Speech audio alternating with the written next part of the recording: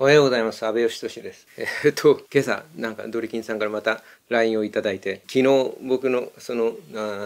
動画の中で、新しい、ライカの XE を買って、その時に迷っていたカメラの候補について話をしていて、だからルミックスの S9 とか、ブラックマジックのBMCC6K とか、あとはライカの M 型のカメラの最新のモデルはもう100万超えちゃってとても手が出ないんで、例えばすごい古いモデルを中古で買うのはどうかとか、あるいはライカの Q シリーズとか、L マウントの SL シリーズとか、そんなような話をしたんですけど、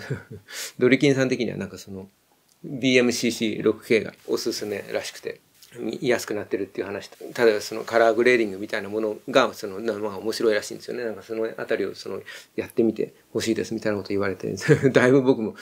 ぐらっときて、在庫を見てみたらだから40% オフのセールをやっていて、在庫がなくなり次第終了して次からまた元の値段に戻すっていうことらしいんですよ。なのでもうあっという間にシステム5とか日本で販売してるお店からはなくなっていて、僕が見た時にはヨドバシカメラがもう欠品になりかけているけど取り寄せで、多分ヨドバシ全国チェーンなんで、今オンラインで買ったら全国から例えば在庫が余ってるところがもしあればそこから取り寄せて発送しますみたいな、多分そういうシステムだと思うんですけど、そんな感じでまだ取り寄せみたいな表示になっていて、ただだから注文した時点でやはり例えばもう在庫がなくなっていましたみたいになるかもしれないみたいな状態で、でずっとこれもうあと何分かでなくなっちゃうかもと思いながらって悩んで、まだ悩んでるんですけど、でも結果的に言うとそうだな、ドリキンさんが言うみたいに BMCC6K 自体は僕はあんまりもともと候補に入ってなかったカメラなんで、そんなに考えてなかったんですよね。買うかどうかみたいな検討もしたことがないし、性能とかについても、あとドリキンさんが買ったのか、システム5から借りたのかちょっと忘れましたけど、で、紹介しているところ、動画を見たぐらいで、あとあまり見ていなくて、で、改めて見てみると、確かに色使いというか画面自体は、またちょっと今撮っているこのシグマの FPL とかともちょっと違う。シグマもこれ映画が撮れるぐらいの、画質をということで作ったカメラなんだけど、そうだな、6K っていうこともあるし、よりシネマ寄りというか、FP はそうは言っても、例えばお手軽なスナップ写真を撮ったりとか、もっと手軽に写真や動画を撮れるっていうことをメインに据えて、そこからガチャガチャといろんなパーツをつけていくことで、例えば外付けの SSD とかをつけていくことで、例えば映画クオリティの動画が撮れるみたいなコンセプトなんだけど、BMCC6K はもう初めからもうつけられる装備は全部くっつけてもでかい、重たくはないのか。でも1キロ超えの、結構でかいカメラで。なので、コンセプトが全然違うというのもあるんだけど、BMCC6K を使いこなせるようになると、何か新しいいろんな発見があったり、新しい技術が身についたり、新しい動画の、例えばカラーグレーディングみたいなものに対する知識みたいなものが深まっていくような気がして、良さげだなと思うし、確かにそうですね、余裕があったら、このタイミングで買わない手はないだろうっていうぐらいのバーゲンセールなんで、新品が4割引きですからね。絶対、行くべきだと思うんですけど、やはり、ついこの間、自分としてはかなり大奮発で、中古のライカの XE を買ったばかりということで、ちょっと、無理かな。もう、多分今この動画をこうやって撮ってる時点で、おそらくはヨドバシの在庫もなくなっていると思うんで、後々になって、いろいろと後悔をしそうですよね。やらない、後悔よりもやる後悔の方が、傷が浅いというか、あの時買っておけばみたいなことを後になってぐちぐちと考えそうな気は、します。とはいえ、やはりちょっと今タイミング的に、無理かな。そうですね。あとはだからルミックスの S9 が、もし、例えば、ぐっと低めの、今日発表なのかな。海外のリーク情報を当てにして喋るのはあれですけど、値段を今忘れた。1799ドルか1999ドルか忘れてしまった。ちょっと待って。ルミックスの S9 は海外での販売価格が、リーク情報なんで、まだ正式発表じゃないけど、1499ドルで、そうかに、円が、例えば1ドル100円だったら、15万とかで売られてるってことですよね。それを考えると、おそらくだから20万近い価格になって、それでも十分、性能を考えたら、まだリーク情報で出ている性能を考えたら、だから S5-2 のいくつかの機能とかを、限定したものになるんだと思うんですけど、いい、カメラになるのかもしれませんね。ただ、なんだっけな。連続動画撮影時間が結構短いだから排熱みたいなものをちょっと犠牲にしてるのかもしれないですね。みたいなことを聞いて、それだとちょっと違うかな。なんか Vlog カムですね。だから Vlog だと外に出て、それこそ1分に満たないような短いカットをたくさん撮って、それをつなぎ合わせて今日の一日みたいなものを作るっていうのがまあ基本的なコンセプトなんで、多分そういう目的のカメラなんだと思うんですよ。だからそうなってくると、そうか、S9 もちょっと自分の用途からは外れてくるのか。そうすると自分の中ではまあまあ、しばらくは買わないけど、次に何か予算が組めるようになった時に買うカメラの候補としては、それこそライカの SL のどれかに行ってみるか、M 型ライカの何か状態のいい中古を探してみるかみたいなところに行くのかもしれないですね。でもそう考えてみると逆に言うとブラックマジックシネマカメラ 6K っていうのは確かにそうなってくるとちょっと有力な候補になってきますよね。だからちょっと買えないかなと思った時とかに頭に浮かぶのは、でもこれを買うんだったらルミックスの S9 がみたいなことをちょっと思ったりしたんだけど、でもそう考えてみるとS9 も例えば連続撮影時間がちょっとこれ本当かどうかわかんないけど、そうそう15分が限界らしいんですよ。6K10 分 4K15 分ってなってる。6K が撮れるんだ。割とね低価格帯のカメラなのになんか技術がどんどん進歩してますね。とはいえやはりその連続撮影が15分でなっちゃうと、この朝のちょっとしたこのダベリでさえ僕平気で20分で超えたりするんでダメですよね。途中から映ってないのが本当最悪なので。なるほどな。なんか急に逃がした魚大きいというか、なんかBMCC6K が良かったのかもしれないとちょっと思い始めましたね。結局のところ僕の中では今この撮っているシグマ FPL が自分の中の中心なんですよ。これを中心にメインのカメラに据えて、これに足りないものとかここに足したいものを周りに足していくっていうのが自分の今の考え方で、こうして日々撮っている中で、例えば、FPL でいうところの例えばスナップカメラとしてはまあ十分な性能があるっていうか、コンパクトでいいんだけど、例えばオートフォーカスが動画の場合にちょっと足りない部分があるみたいなところを補うために、そうだな、今の自分の選択肢の中ではだからライカの SL に行くか、S5-2 を今 S5 の初代の方を持ってるんで S5-2 を買うみたいなのは選択肢としてはあるかなみたいな感じですね。あとはだから本当にそうだな、なんか手軽なこの朝ちょっと撮るに関して言うと、本当に周りの人がだんだんそういうこの結論に達しつつあるけど、 DJI のポケット3で十分なんじゃないかみたいなところがあって、それはちょっとそうかもしれないと思い始めてますね。あとはなんだろう、ドリキンさんがBMCC6K をおすすめしてくれて、やっぱちょっと予算的に無理かなと思って割と丁寧にお断りというか、ちょっとまだ無理かなみたいな話を返事をしたら、でも安倍さんの空ぐれが見たいみたいななんかグイグイ押してくるんでちょっとびっくりして。そんなこんなでまたカメラの話をしてる僕自身は楽しいんだけど、みんなこのダ話を楽しんでもらえてるんだろうか。とりあえずはまたドリキンさん話で申し訳ないですけど、ドリキンさんが日々今日のご撮って言ってライカで5枚毎日写真を撮るみたいなのを日課にしていて、毎日の自分の動画の最後にその5枚をカシャッとこうスライドショーみたいな感じでつけていて、そんな感じでうちのことを自分もやろうと思ったんだけど、どうかな、最後にまとめて1枚ずつつけるのが綺麗かなと思うんだけど、この間その XE で下の子が仕事場に来てワーワーやっているところを撮影したりしたんだけど、あんな感じで動画の最中に入れてみるのもいいかもしれないですね。ずっとおっさんがここに座ってるだけの画面なんで、とりあえずのところ BMCC6K は考えれば考えるほど魅力が増してくるんだよ。やばいっていう感じですね。今のところはちょっと物欲を抑えていこうかなと思っているところですって言いながら、いや買わないですね。さっきも言ってみたいんだから、シグマ FPL が中心にあって、BMCC6K はだからちょっと FPL とはまた違うんだけど、でもシネマ撮影ができるようなカメラっていう同じくくりの中にあって、で BMCC6K もオートフォーカスは例えばソニーとかのカメラに比べると弱いみたいなんですよね。だからFPL よりはもしかするといいのかもしれないけど、ちょっと弱いみたいで、そのあたりもと思うところで、オートフォーカスが強い FPL みたいな立ち位置になるカメラがあったら、それが欲しいというか、逆に言うとなんか今なんか切実に出してほしいのは、その FPL がファームウェアのアップデートとかで、ドメイン操作もついてるわけだし、なんかアルゴリズムの改善で、なんとか、オートフォーカスをもう、本当にあとちょっとなんですよ。時々このくにょっと動いちゃったりとか、一回外した時に一番奥まで行っちゃうみたいなのをなんとかしてくれれば、なんとかなる時もあるので、あとは顔認識をもしかすると強化してもらえたら、顔から離れずについてってくれたら、なんとかなるのかもしれないですね。あとは、さっきちょっと動画を撮ったんだけど、X リアルの X リアルエアーっていうAR グラスをX リアルさんにちょっと提供していただいて、今いろいろ使いこなしながら紹介する動画をいずれ作ろうと、思っているところなんですけど、シグマ FPL が今、これがヘリオスのオールドレンズの 58mm とかだからをつけていて、レンズが今もう遥か彼方にその 2.5 メートルぐらい先にあるわけですよ。だから全然手で触れないので、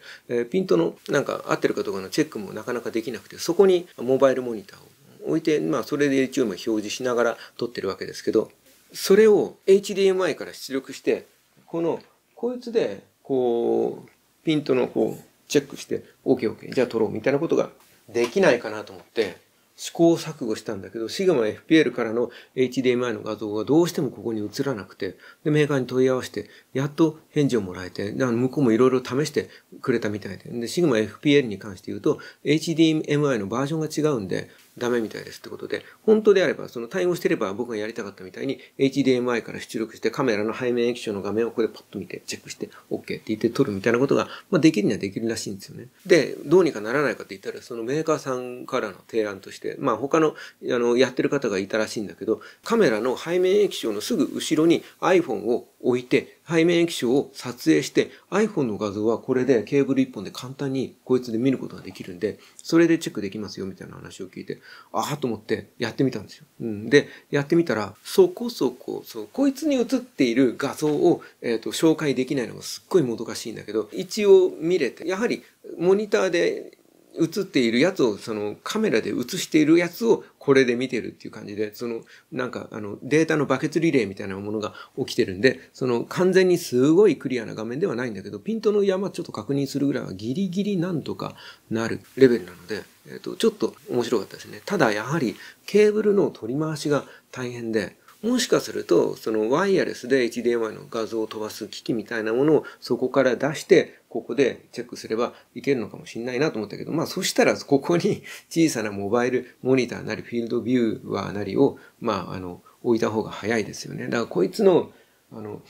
自体はすげえ、僕はだから AR グラスが初体験だったんで、これでこうやってつけたら、これでケーブル一本で例えば iPhone につないで、で iPhone で Netflix なり何なりを起動すれば、あるいは、これは提供品じゃなくてお借りしてるだけだけど、この Beams ってやつをこいつをつなぐと、こいつの中に、なんか Android なのかな、なんか OS が入ってて、この中にNetflix とアマプラかなんかが入ってるんで、で、これボタン一つで、それこそもうスマホもいらないで、こいつ単体とこれだけで、動画見ることができたりして、で、ここで見てると、もうこの AR グラスとかを使ってる人からしたら、何が当たり前のことってなるのかもしれないけど、僕は初めてなんで、ちょっとかなりびっくりして、本当に商品の謳い文句通りに、目の前に巨大なスクリーンが出て、そこに、こいつは1920の1080かな。だから HD 画質。だから 4K ではないんだけど、十分高精細な画面でボーンって画面が出て、割とここから音も出せて、音もそんなに悪くなくて、映画見れるんですよ。すげえ便利で。あるいはここに、もう一つ、アダプターつないで、スイッチの画面をここに映し出すことができたりして、それも普通に遊べて、思いのほか、こういう AR グラスの、僕は Apple Vision Pro が、出た時に、もう高くて買えないんで、もうプープーして、ディスってはいないけど、なんか文句言ったりしましたけど、いや、こういうグラス自体はいいんですよ。Apple Vision Pro が嫌だったのは、これをつけたまま、もっと、これはサングラスだからまだいいんですよ。そうじゃない、もっと異様な姿のお父さんがそれを使って子供の写真とかを撮ってる姿とかを見たときに僕はちょっと、自分はこれをつけていい感じかもしれないけど、その姿を見てる子供の側から見たこのお父さんの顔はどうなんだみたいなことをちょっと思ったりして、こいつはだから一人で使う分には、Apple Vision Pro にせよ、こういう X リアルの AR グラスにせよ、すごくいいものだと思いますよ。改めてちょっとApple Vision Pro にそういう文句を言った時には使ってないのに文句言ってたんで、ちょっと、あれだったけど、実際使ってみて、確かにだからこれを、別に一人で使う道具としては、あるいはだからこれとかは、見た目が本当に普通のサングラスなんで、僕自身がグラサンが似合うかどうかっていう問題はさておいて、まあまあ、ここからケーブルが一本出ることになりますけど、これで、例えばだからその iPhone の画面が見れたり、ノートパソコンにつないでパソコンの画面がここで見れたりするってことは、喫茶店とかで何か動画見たり、ゲームやったり、パソコンの作業やったりもできて、で、すげえいいのは、なんだろうな、喫茶店とかでちょっとスイッチ出して遊びてえなと思うこともなくはないんですよ。子供の塾の待ってる時間とかに、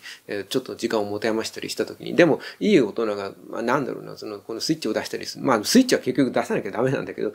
恥ずかしいじゃないですか。だけど、こいつをつけとくと、ここでスイッチの画面出して、スイッチをちょっと隠しといて、コントローラーを持ってるからバレるよね。まあ、コントローラーをちょっと出して遊んだりすることができたりとか、あるいはだからパソコン使ってる時もプライバシーというか、機密情報が漏れるみたいな心配がなく、パソコンは使えたりして、それはいいですよね。そう、パソコンの作業とかも、周りから見られると困ったりとか、でも動画編集とかをちょっと喫茶店でやりたいなと思うんだけど、多分慣れたら普通にできるんだろうけど、僕みたいにあんまり喫茶店に行く習慣がなかったりする人間は、自分の顔が映っている動画の編集を自分でやっている姿を通りがかりの人がチラッと見たりするときに、うってなったりするんでね、こういうのがあったりすると、まあいいのかもしれないですね。なんか話があっちゃこっちゃに飛ぶけど、ちょっとこれは面白いよ。AR グラスなかなか面白いよって話と、喉が痛くて何日か話せなかったんで、なんか喋ることが山積みになってるんだけど、まあ、とりあえずだから今、ワタリックスタイルって言って一発撮りのスタイルに挑戦するっていう話から、毎日変なオールドレンズを家から持ってきて、くっつけて遊ぶになんか目的っていうか、やってることが変わっちゃったんで、あれですけど、ちょっと遠くに焦点距離の長いレンズとか置いて撮ったりするときに、そうだな、なんかワイヤレスで HDMI の画像を飛ばして、ここにちょっと、ピント確認するみたいな機材が、欲しくなったりはしますね。なんか、いろいろやってるといろいろ欲しくなるな。あとは、そう、まあ、全然話があっちゃこっちゃだけど、今これシグマ FP で撮ってやってるけど、ここに FP の背面液晶を、それこそ HDMI で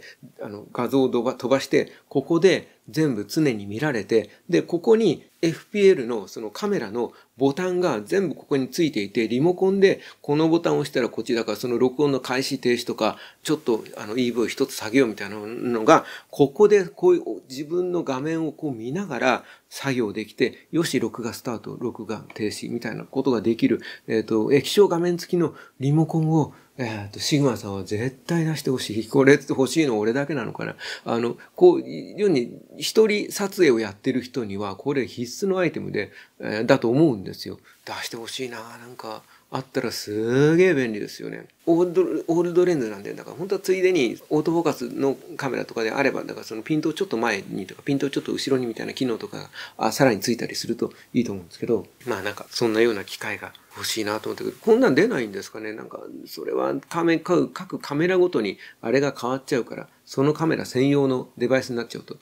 数が出ないから無理なのか。汎用的にボタンがいっぱい並んでて、それぞれのボタンをうまく割り当てることができるみたいなものがあったりするといいかもしれないですね。でもカメラ自体の方に、そういう風にリモコンで全部のボタンを、の信号を受け取って出してくれるみたいな機能自体がないと、リモコンって使えないのか。そうか。難しいですね。レリーズはあるから、シャッターのオフぐらいは多分信号として、まあ、できなくはないんだろうけど。そうですね。これから出るカメラの中になんか欲しい機能の筆頭としては今言ったみたいに、それこそカメラの側から液晶とその操作系を全部ガチャッと分離して、こっちでワイヤレスで持ち歩くことができて、普通にカメラとして使いたいときはガチャッとつけて、